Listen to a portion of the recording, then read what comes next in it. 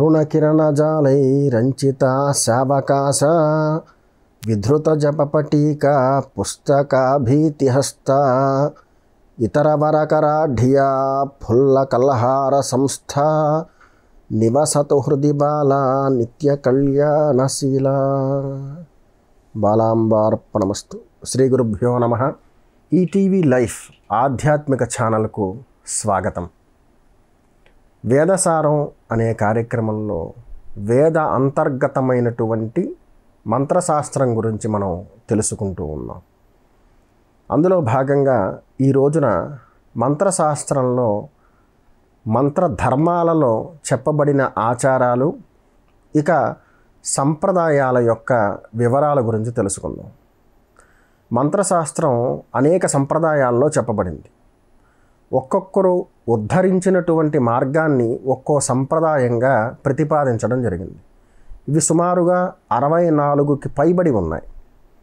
ఇక ఏ సంప్రదాయమైనా సరే 2 ఆచారాల మీద మాత్రమే ఆధారపడి ఉంటుంది.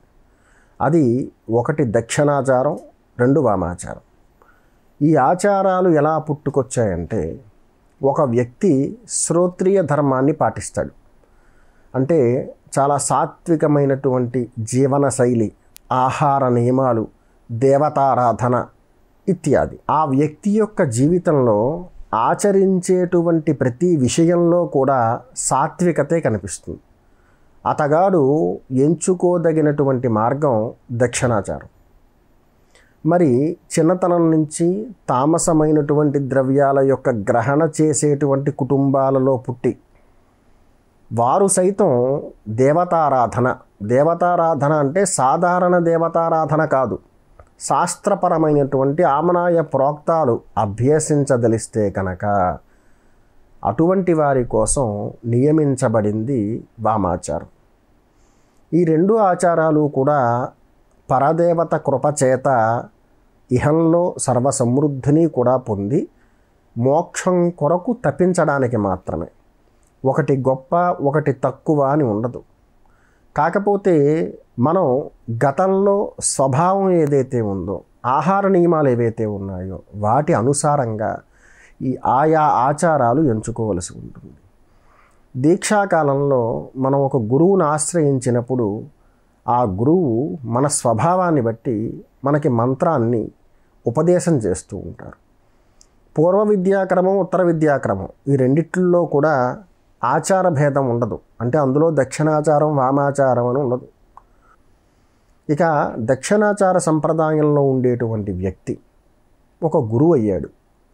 ఒక గురువు గారు దక్షిణాచార సంప్రదాయంలో ఉన్నప్పుడు తన దగ్గర చేరినటువంటి శిష్యుడు ఒకవేళ వామాచారానికి సంబంధించినటువంటి జీవన శైలి కలిగిన వాడైతే కనుక అతగాడికి దీక్ష ఇవ్వాల్సి వచ్చినప్పుడు ఆ శిష్యుడు వామాచారం పట్ల ఆసక్తి కనబరిస్తే కనుక దక్షిణాచారంలో దీక్షను ఇవ్వడానికి అర్హులైనటువంటి గురువుగారు వామాచారంలో ఇవ్వడానికి పనికిరారు. ఒకరికి శిశువు జన్మించాడు. ఒకవేళ తల్లిదండ్రులు మాంస పదార్థాలు భక్షించేవారైనా, అంటే అటువంటి కుటుంబాలలో జన్మించిన వారైనా 6వ మాసం దాకా ఈ శిశువుకి ఏ రకమైనటువంటి మాంస పదార్థాలు ఇవ్వరు. అంటే ఈ శిశు గమనం ఈ 6 మాసాలు ఏదైతే ఉంటుందో అది ఏ కుటుంబంలో పుట్టినా వాళ్ళ ఆహారపు అలవాట్లు ఎలా ఉన్నా కూడా సాత్వికంగానే ఆ శిశు పోషణ చేయడం జరుగుతుంది. అలాగే పూర్వ విద్యాక్రమం, ఉత్తర విద్యాక్రమం ఈ 2 కూడా శాస్త్రంలోకి ప్రవేశించినటువంటి తొలి రోజులు కాబట్టి వీటికి ఆచార భేదాలు ఉండవు. ఫలానా ఆచారంలో చేస్తున్నాను నేను మంత్రం, ఫలానా ఆచారంలో గ్రహించాను అనడానికి ఉండదు. పాదుకాంతం అయిన తర్వాత మహావిద్యాక్రమంలోకి ప్రవేశించిన తర్వాత ఈ వ్యక్తి యొక్క అభీష్టం మేరకు ఆచారాన్ని ఎంచుకోవలసి ఉంటుంది. అది గురువుగారే సూచిస్తారు. ప్రత్యేకంగా నాకు ఈ ఆచారం కావాలని శిష్యుడు అడగక్కర్లేదు. గురువుగారు శిష్యుడి యొక్క స్థితిని అనుసరించి ఏ ఆచారంలోకి ఈ శిష్యుడిని ప్రవేశింపచేస్తే ఉన్నతుడవుతాడు అనేటువంటి అంశం మీద ఆయన ఆలోచించి నిర్ణయాన్ని తీసుకుంటారు. గురువుగారు సూచించినటువంటి మార్గంలో శిష్యుడు ఆయా ఆచార ధర్మాలను, కుల ధర్మాలను అనుసరించి ముందుకు సాధన కొనసాగిస్తూ ఉంటాడు. అదే ఆ గురువు వామాచారంలో దీక్షను గ్రహించిన వ్యక్తి అయితే కనుక తనను ఆశ్రయించినటువంటి శిష్యుడు వామాచారంలో దీక్షను గ్రహించిన, దక్షిణాచారంలో దీక్షను గ్రహించిన ఇవ్వడానికి అర్హుడవుతాడు. మీకు అర్థమయ్యేలా చెప్పాలంటే సాత్వికమైనటువంటి భోజనం చేసే వ్యక్తి ఉన్నాడు, శాకాహారి. అతగాడు శాకాహారానికి మాత్రమే పరిమితం. మాంస పదార్థం తినేటువంటి వ్యక్తి ఉన్నాడు, మాంసాహారి. అతగాడు మాంసాహారంతో పాటుగా కావాలనుకుంటే శాకాహారం కూడా తినచ్చు, దాంట్లో తప్పేమీ లేదు. వామాచారంలో విధులు ఆచరించేటువంటి వారు, దీక్షను గ్రహించినటువంటి వారు, వారు ఎంచుకున్నటువంటి ఆ మంత్రాన్ని, సాధనా క్రమాన్ని వామాచారంలో కొనసాగించవచ్చు లేదా దక్షిణాచారంలో కొనసాగించవచ్చు. తనను ఆశ్రయించినటువంటి శిష్యులకి గురువుగారు వామాచార పూర్వకమైనటువంటి దీక్షను గ్రహించి ఉన్నారు. దీక్షా ప్రదాతారహణం కలిగినటువంటి వ్యక్తి ఆయన వామాచారి కాబట్టి తన దగ్గరకు వచ్చినటువంటి శిష్యుడికి వామాచారంలోనైనా దీక్ష ప్రసాదించవచ్చు లేదా దక్షిణాచారంలోనైనా ప్రసాదించవచ్చు. అదే గురువుగారు దక్షిణాచారంలో దీక్ష పొందినటువంటి వారైతే కనుక తనని ఆశ్రయించినటువంటి శిష్యుడు ఒకవేళ వామాచారం పట్ల ఆసక్తిని చూపిస్తే ఆ శిష్యుడికి వామాచారంలో దీక్ష ఇవ్వడానికి అవకాశం ఉండదు. మీకు అర్థమైందనుకుంటున్నాను. ఈ రకంగా మనం గురువుని ఆశ్రయించిన తర్వాత గురువు మనకు ఒక మార్గాన్ని సూచిస్తారు. వారు సూచించినటువంటి మార్గంలో మనం వెళ్ళడం తప్ప, నేను చిన్నప్పటి నుంచి ఇలాంటి ద్రవ్యాలు తీసుకున్నానండి కాబట్టి నాకు ఈ మార్గాన్ని ఆపాదించండి, లేదా నాకు ఈ సూత్రాల ప్రకారం ఈ వామాచార విధులు మీరు నేర్పండి అని చెప్పేసి శిష్యుడు గురువు గారిని అడగడానికి లేదు. ఈ ఆచారాలు రెండూ కూడా రెండు మార్గాలు లాంటివి. ఒక వ్యక్తిని జ్ఞానిగా చేసేటువంటి మార్గం ఒకటైతే, ఒక వ్యక్తిని చాలా శక్తిశాలిగా, శారీరకంగా శక్తిశాలిగా తయారు చేసేటువంటి మార్గం ఇంకొకటి.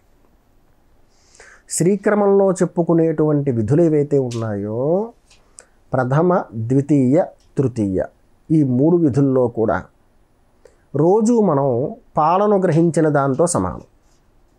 రోజు మనం పాలు తాగడం చేత, పాలు తాగాం గ్లాసుతో, వెంటనే మనకి శక్తి సామర్థ్యాలు ఏమి వచ్చాయో, మన శరీరాకృతి ఏం మారిపోదు, అది లోపలికి వెళ్ళి దాని పని చేసుకుంటుంది. ఇలా మనం గ్రహించిన తర్వాత ఫలితాన్ని వెంటనే మనం పొందలేకపోతున్నాం కాబట్టి రోజు పాలు తాగడం వృధా అనుకోకూడదు. ఎందుకంటే ధాతువుని బలోపేతం చేస్తుంది, క్రమక్రమంగా శరీరానికి పటుత్వాన్ని ఇస్తుంది. కొన్ని ద్రవ్యాలు ఉంటాయి, వాటిని గ్రహించిన వెంటనే శరీరాన్ని మరిచిపోతాడు మనిషి. అలాగని చెప్పేసి ఇది గ్రహించిన వెంటనే శరీరం మీద ఎంత ప్రభావం చూపిస్తోందంటే ఇది చాలా గొప్పదన్నమాట అనుకోకూడదు. 2 ఆచారాలు కూడా అంతే. దక్షిణాచారం పాలు లాంటిది, వామాచారం ఒక వ్యక్తికి తన స్థితిని మరిచిపోయేలా చేసేటువంటి ద్రవ్యం లాంటిది. ఈ రెండిటిలో కూడా దక్షిణాచారానికి ఎక్కువ ప్రాధాన్యత ఇస్తారు. ఎప్పుడూ కూడా మంచి మాటలే మాట్లాడుతూ ఉంటే మన మీద యుద్ధం చేయడానికి ఒకడు వచ్చాడు, యుద్ధానికి అన్నీ సిద్ధం చేసేసుకున్నాడు. మనం అక్కడికి వెళ్ళి మంచి మాటలు చెప్పామనుకోండి, మళ్ళీ మనల్ని వెనక్కి రానివ్వడు, ఇంకా అక్కడితో మన పని పూర్తయిపోతుంది. అక్కడ చేయవలసింది హితబోధ కాదు, యుద్ధం. అలా యుద్ధం చేయాలంటే అప్పుడు దక్షిణాచారం పనికిరాదు, ఖచ్చితంగా వామాచారం ఉపయోగం ఉంటుంది. అందుచేతను 2 ఆచారాలు గొప్పవే. మనం గతంలో మన జీవనశైలి ఎలాగైతే ఉంది, మనం దీన్ని సక్రమంగా పోషించగలమా లేదా, ఎదరికి వెళ్ళిన తర్వాత మన పరిస్థితి ఏమిటి, అంటే మనం ఇది ఆచరించడానికి మనకి జీవితాంతం కూడా ఆమోదయోగ్యమైన వాతావరణం ఉందా లేదా అనేది ముందుగా ఆలోచించుకున్న తర్వాత అప్పుడు ఈ 2 మార్గాలలో ఒక మార్గాన్ని ఎంచుకోవలసి ఉంటుంది.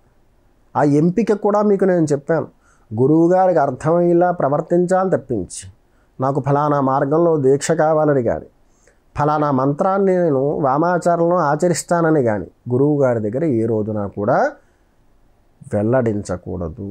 అంటే ఆయనకి మనం తెలియజేయకూడదు, నాకు ఫలానా మంత్రం కోసం నేను వామాచార భరితమైనటువంటి ద్రవ్యాలను వినియోగిస్తూ నేను నివేదన చేస్తానని చెప్పకూడదు. వీడి యొక్క స్థితిని బట్టి గురువుగారు చెప్తారు, నాయన నువ్వు ఫలానా మంత్రం చేస్తున్నావు కదా, ఇక మీదట ఆ మంత్రాన్ని ప్రేరణ చేసినప్పుడు ఫలానా ఆచారంలో ఫలానా ద్రవ్యాలు వినియోగిస్తూ చెయ్యని చెప్తారు. ఆయన చెబితే కనుక దాని ప్రకారం శిష్యుడు ఆచరిస్తే ఆ విద్య ఆచరించేవాడి దగ్గర శోభిల్లుతుంది. ఇది మీకు అర్థమైంది అనుకుంటున్నాను ఆచారాలకు సంబంధించి. ఇక సంప్రదాయాల గురించి చెప్పాను. 64 పైబడి ఉన్నాయి సంప్రదాయాలు. ప్రకటితమైనవి సుమారుగా 11, అంటే పెద్ద పెద్ద సంప్రదాయాలు సుమారుగా 11 ఉన్నాయి. వీటిల్లో ఏది ప్రతిపాదించినా కూడా వాటిల్లో ఉండేటువంటి ఆచారాలు ఈ రెండే. మీరు రెండే అంటున్నారు.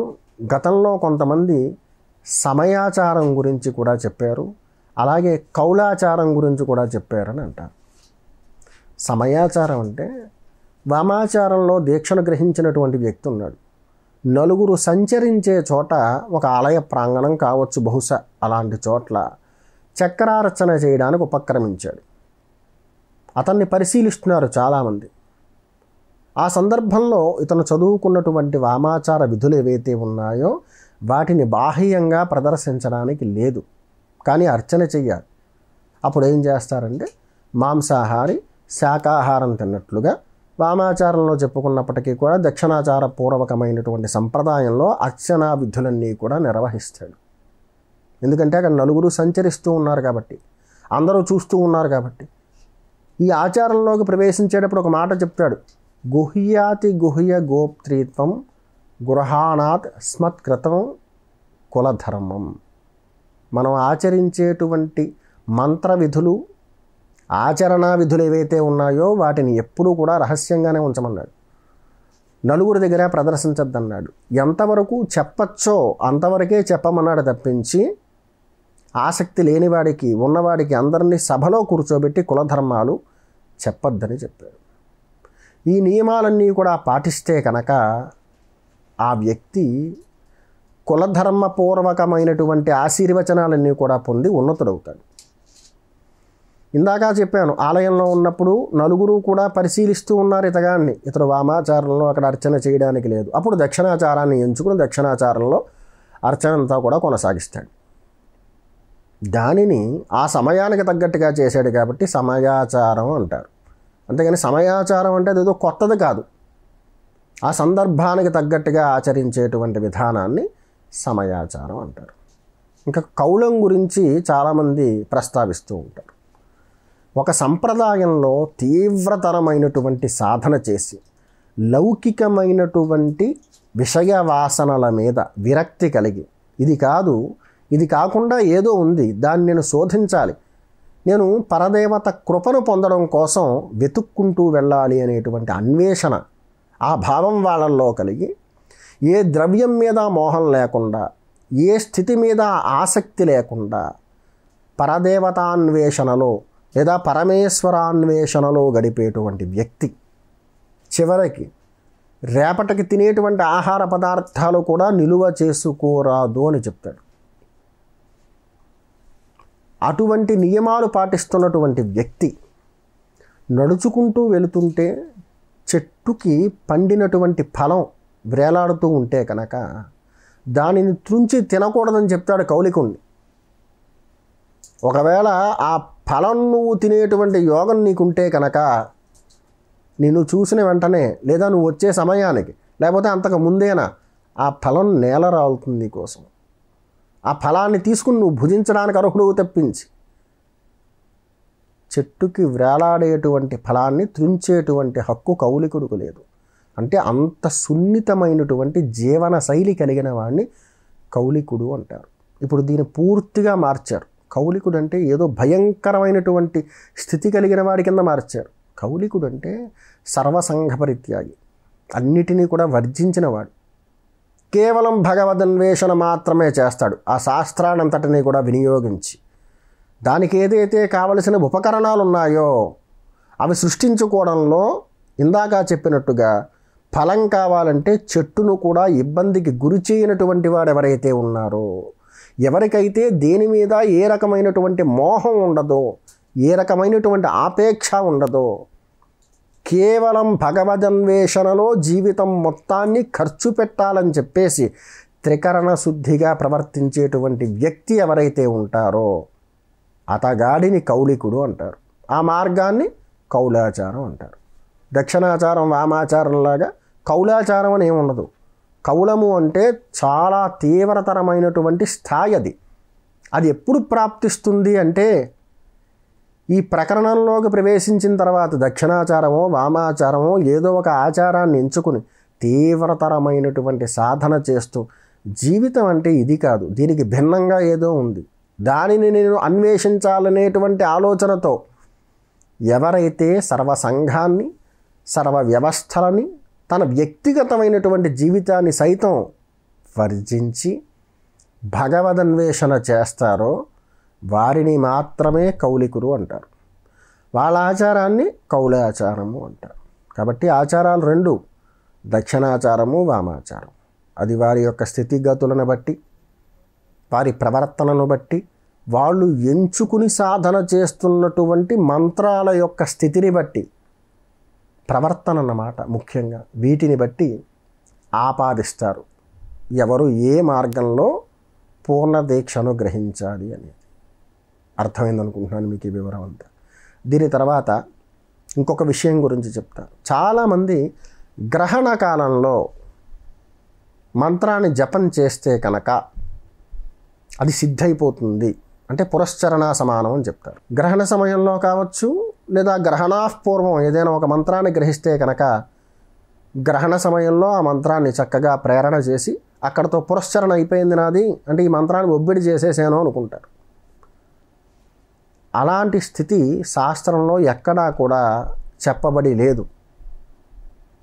అటువంటి విషయం గురించి అంటే ఒక మంత్రాన్ని గ్రహించిన తర్వాత కేవలం గ్రహణ కాలంలో జపం చేయడం చేత మంత్ర సిద్ధవుతుందని కానీ పురశ్చరణ పూర్తవుతుందని కానీ శాస్త్రాలలో ఎక్కడా కూడా చెప్పబడి లేదు. అది కేవలం లౌకికమైనటువంటి మాటలు. గ్రహణ కాలంలో జపం చేస్తే మంచిది అని చెప్పడానికి బదులుగా అలా చెప్తే పెద్దగా ఆసక్తి కనబరచరేమో. పురశ్చరణ అయిపోతుందంటే ప్రతి ఒక్కడు కూడా జపం చేస్తాడు కదా అని ఉద్దేశం కావచ్చు బహుశా. గ్రహణ కాలంలో చేసేటువంటి జపం పురశ్చరణ సమానం కాదు. అది కేవలం ఉన్నతమైనటువంటి సాధారణ ఫలితానికి దశాధిక 10 రెట్లు అధికమైనటువంటి ఉన్నతమైనటువంటి ఫలితాన్ని ఇస్తుంది తప్పించి పురశ్చరణ సమానం కాదు. గ్రహణ కాలంలో హవనాలు చేయొచ్చా? శాస్త్రంలో ఎక్కడా కూడా గ్రహణ సమయంలో హవనం చేయమని లేదు. జపానికి సంపూర్ణమైనటువంటి ప్రాధాన్యత ఇచ్చాడు. ఆ జపంలో అనేకమైనటువంటి విధులు ఉన్నాయి. నదీ తీరంలోకి వెళ్ళి గ్రహణాపూర్వం స్నానం చేసి ఇక తడిసిన వస్త్రాలు ఏవైతే ఉన్నాయో వాటితోటే పైకొచ్చి కూర్చొని జపం చేసే విధానం చెప్పబడి ఉంది. నీళ్ళల్లోనే నాభిదాకా నించుని అంటే నాభిదాకా ములిగేదాకా నించుని జపం చేసేటువంటి విధానం చెప్పబడి ఉంది. గ్రహణం ప్రారంభంలాగా అయితే పూర్తయ్యేదాకా హోమం చేయడం చేత విశేషమైన ఫలితం వస్తుంది అని శాస్త్రంలో ఎక్కడా కూడా చెప్పబడి లేదు. అది కూడా కేవలం లౌకికమైనది, లౌకికంగా వృద్ధి చేసినటువంటి ఆచారమే తప్పించి శాస్త్రములో ప్రతిపాదించబడింది కాదు. వామాచారము దక్షిణాచారం ఏ ఆచారాన్ని ఎంచుకున్నా కూడా అందులో ఉపయోగించేటువంటి ఏ వనరు అయినా సరే తొలుత వ్యక్తిగతంగా సిద్ధపరచుకోమని చెప్తాడు.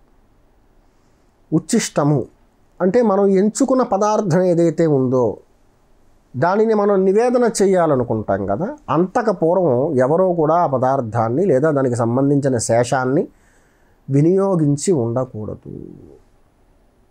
ఇక మనం ఒక ద్రవ్యాన్ని నివేదన చేయాలన్నా, ఒక మార్గంలో మనం వెళుతున్నాం, ఒక చోట కూర్చొని జపం చేసుకోవాలనుకున్నాం, స్థలాన్ని శుద్ధిపరచుకోవాలన్నా,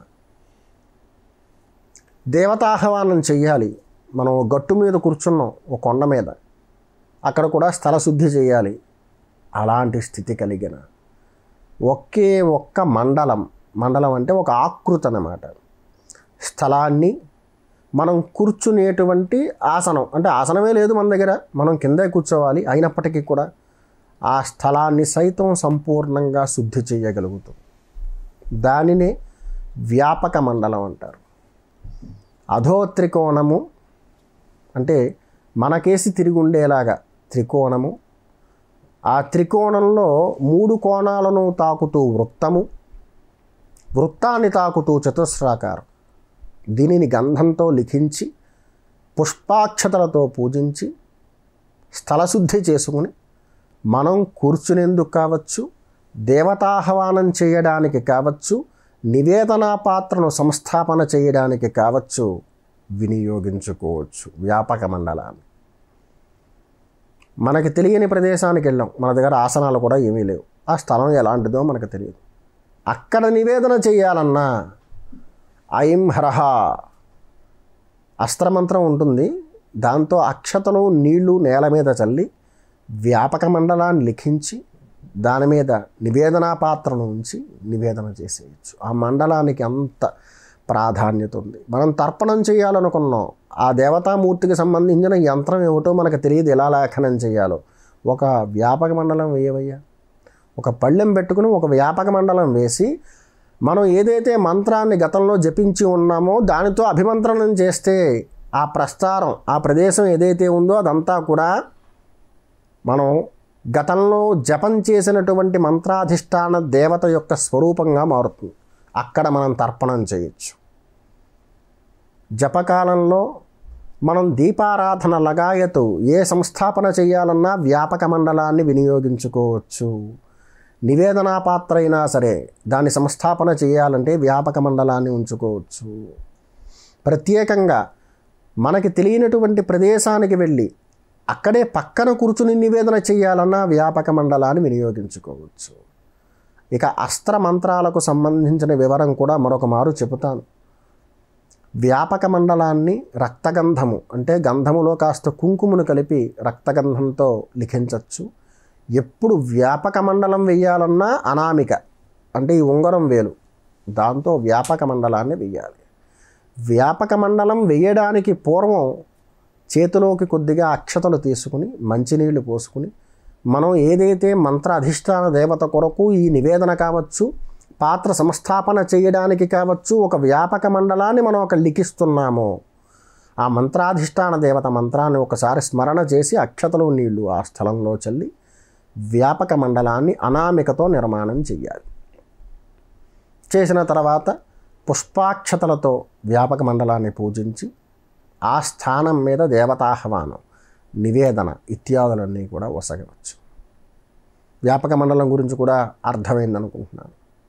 ఇక శ్రీక్రమానికి సంబంధించి ప్రతి విషయాన్ని కూడా లోతైనటువంటి విషయాలు, ఉదయం లేచిన తర్వాత మనం ఒకరి దగ్గర మనం ఒక మంత్రగ్రహణ చేసి వచ్చాం, మంత్రగ్రహణ అయిపోయింది కానీ దానికి సంబంధించిన విధులు మనకు తెలియదు.